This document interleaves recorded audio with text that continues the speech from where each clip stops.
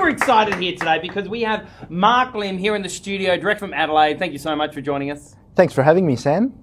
Mark, you are the CEO and founder of Magnetic Alliance. Share with me a little bit more about what does your company do? So it was actually a very interesting journey because at the beginning it kept on evolving and changing. So like all businesses, yeah. really. So we kept on working on things related to business growth, and we've collected a whole bunch of different services that helps businesses grow. So instead of having to find those pieces of the puzzle everywhere, they can come to one place to do it. So I guess you could summarize it as we won awards in Australia's leading firm for business growth. Wow. So I just call it that. Wow, congratulations. Yeah, thank you. Why not? Yeah. Hey, Mark, look, before we deep dive a little bit more into what you guys do for organisation businesses really all around Australia, all around the world, share with me a little bit more about your story. Okay, so I was born in the Philippines, migrated to Australia when I was 8. I was, the average kid, went to school, didn't get really good grades or anything, actually got probably on the lower end, did mopping jobs, did dishwashing jobs. Only child? Or? No, I was one of 5 kids. Wow. One of 5 kids. Whereabouts are you in the pecking order? I am near the bottom. Yeah. So my parents, took lots of photos of my eldest brother and did all that stuff. By the time they got to me, I was eating food off the floor. And, yeah, you had the second. Yeah, I was had the hand-me-down clothes. I've seen that, yeah. Okay. Yeah. And then you were saying you were mopping floors and... Yeah, so I took on any jobs to get experience. I didn't really have much of a mentor or anything when I was young, so I just did a lot of things, did volunteering, did whatever job that I could get, and learned from those experiences. And by the time I got towards the later end of high school, kind of got to a point where I decided that I wanted to do things better. So I started applying myself, I started studying a bit more, started focusing, and from there just kept on learning ever since. And until even now, I'm constantly doing stuff to upgrade myself, to help me learn and improve. So look, bottom line is that you're an entrepreneur, I believe, yes? Yes. So when did you start, when did you know that you had that, they call it an entrepreneurial spirit. When did you know that you had this entrepreneurial mindset? Yeah, I don't know if I really had a time or anything where, I had that. All I wanted to do was, I saw opportunities. Yeah. I saw in large companies where things were being done that could be done better. Yeah. And there's always politics when you're involved in a large business. And I just thought that if the politics didn't exist, then you could do a lot more if you were just working on purely what's best for the business. Mm-hmm. So that made me want to do something and see what could happen if I could create a business and get rid of all that, all the bureaucracy and the red tape and all the politics. And it's been very enjoyable and much more value adding instead of losing your focus on other stuff that doesn't matter. Yeah, and it's not that simple as well for a lot of business owners out there that they sometimes do get lost in all the other focus rather than just focusing on what they do best or, as you say. So look, in saying that, share with me a little bit more exactly how your business works. Okay, so the way our business works in a general sense is that normally in the professional services sector, you go to an accountant, you go to a lawyer, you go to a marketer, you go to a HR person, and what they do is they provide you an output. Either it's a contract, someone hires someone, pops a script for you. Yeah. What we do is we connect all the dots in between all that, and we don't care so much about the output as much as the outcome. Where do these businesses actually want to go? What do they want to do? What are their goals? And we help coordinate everything that needs to happen so that they can get to the outcome instead of just focusing on the outputs. So you're like, in a way, sort of a one-stop shop for any organization that wants all of these areas. You provide those services for them, is that right? Yeah, because there's some things that no matter how much you want to learn how to do it, you just won't do. If you're a business owner, let's say you're an electrician or you're a plumber, and someone explains to you that you need to know your finances. Well, you could study it for the next 6 or 7 years, but you're not going to sit there doing your financial reports and all that kind of stuff. So there would be certain things that we do that help the entrepreneur or business owner bridge that gap. And typically what we focus on is the stuff that other people don't already do. Either they're not providing it or they're not doing it well, and there's a gap in the market. That's where we help out. So it's a little bit hard to kind of define into one thing, but yeah, it's a bit unique. Absolutely.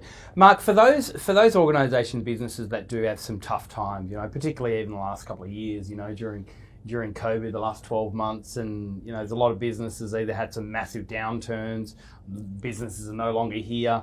For those people out there that might be running a business and they feel really stuck right now, what would you say to them, and how would you help them? So there's always a way to grow. There's a way to grow in an unlimited kind of there's no end to how much you can grow. I want some of that, yeah. Yeah, because there's something we created called the Unlimited Growth Matrix. Okay. And how we work it is that if you get stuck in one area, you can always pull another lever and do something else to help your business grow. And you got to first kind of get out of the mindset that, hey, I studied accounting, therefore I'm an accountant and I work in an accounting firm. Or, you know, whatever it is that your profession or your skill or your trade, you got to think outside of those terms and think, I own a business, and this business could be involved in numerous things. It doesn't need to be stuck in that product or service or industry that you're in. And as you can see, like many of the big corporations, like Virgin or, you know, many of the other big names out there, even Amazon, they don't just do one thing. You know, Amazon bought Whole Foods. Virgin are in airlines. They're in mobile phones and credit cards. Magazines, and the like. You know, so they've kind of got that, you know, that unlimited potential. But a small business has the unlimited potential as well. That's a great way of looking at it. And for someone that's out there that wanted to have that unlimited mindset, what would you say to them? I would say that the first thing that they need to do is to work on their mindset, to make sure that they have an open mind and that they're not living in fear. Because a lot of people are very fearful with what's going on. There's been a lot of negativity the last couple of years. And the very first reaction that people have is they go into fear mode. And when you're in fear mode, you're not very creative because you're trying to survive, you're trying to stay alive. So you go down to the very basics. But you know, if you can open your mind up to see the possibility, it's unlimited. There's so many possibilities out there. For example, one of our clients was in IT, and when the pandemic hit, their business got affected so bad that they almost had to shut down.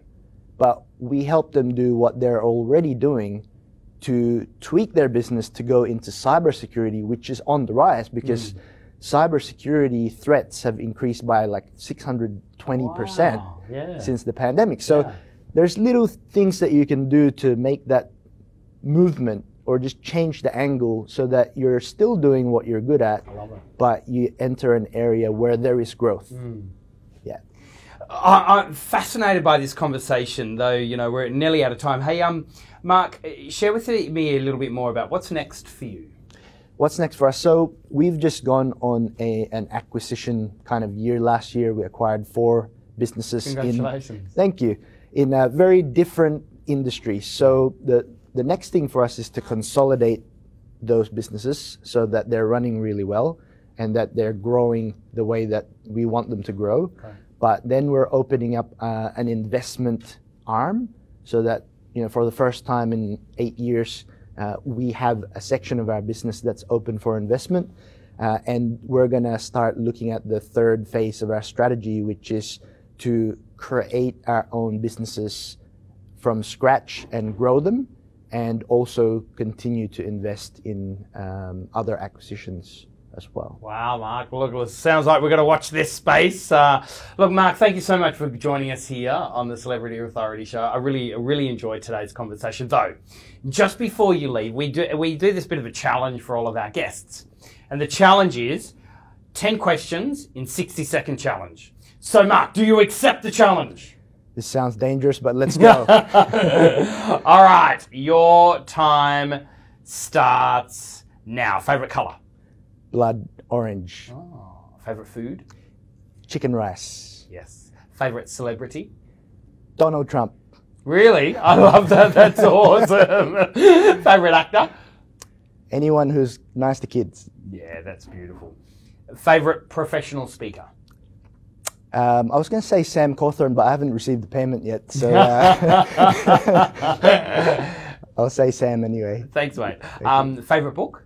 Favorite book? Ooh, I like Napoleon Hill's 16 Laws of Success in 16 Lessons. Yeah, right. That was his second one after Think and Grow Rich. Yeah, it's a really good one. Favorite movie? Favorite movie? I really love the epic movies like the Lord of the Rings trilogies and all that kind of stuff. Favorite city? Florence, Italy. Yeah, okay. Favorite drink? Bubble tea. Favorite pizza topping? Pepperoni. Same, exactly the same. And Mark, if you could be an animal, which animal would you be? Oh, I'd be a Pegasus unicorn or a honey badger. Why? Why? Choose one and tell me why. I'll be a honey badger because it's small, it's rough, it's tough, it can take on 6 lions, and it kills snakes. So, you know, and it's very underestimated, looks like the underdog. And most of my life, that's what we've been. That's awesome. Thank you so much for joining us here on the Celebrity Authority Show. Yeah, that was awesome. That was really